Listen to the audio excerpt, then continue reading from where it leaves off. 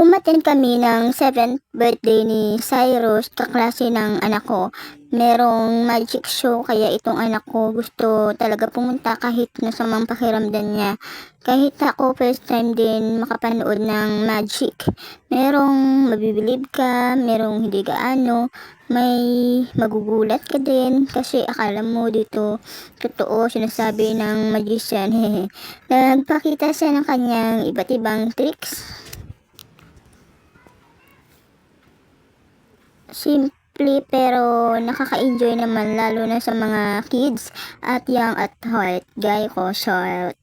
Haha. Konti lang sa mga classmate ni Cyrus ang nakapunta, 3 lang kasi yung isa, pinsan naman niya. May pag-games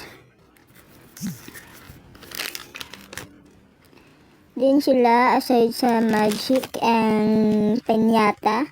Konti lang nakuha ng anak ko pero okay lang basta nag-enjoy siya. May isang magic yung magician na nabilib ako, tinatanong ko sarili ko kung paano kaya nangyari yun. Yung bote kasi na may lamang likido na itim ay naging puti siya. Nanalo pa yung anak ko sa longest greetings. Actually, nag-practice siya in fairness. Nanalo siya ng 20 pesos. Not bad. Mabuti lang din na mahiyain ng anak ko. Siya kasi yung unang naglaro sa longest greetings.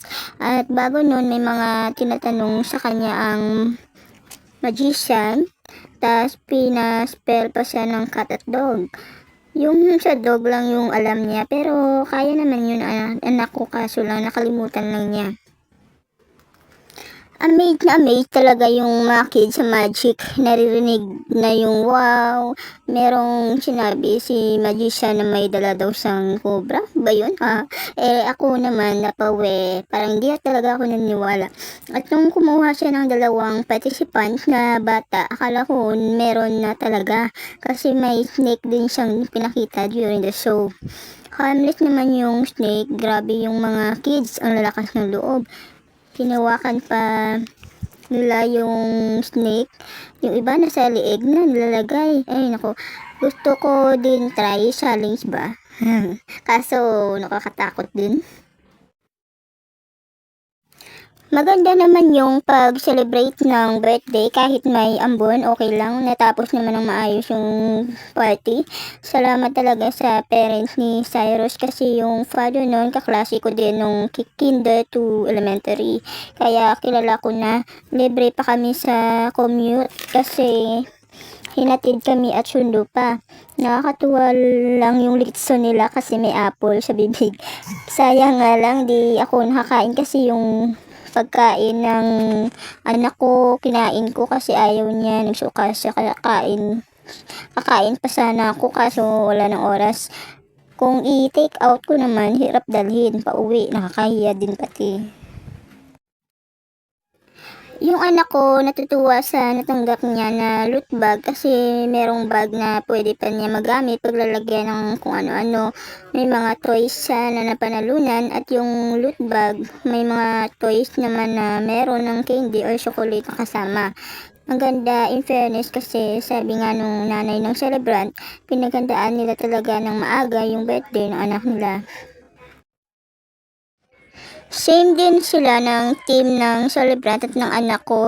Spider-Man din gusto ng anak ko. Simple lang yung sa anak ko, basta na-celebrate lang.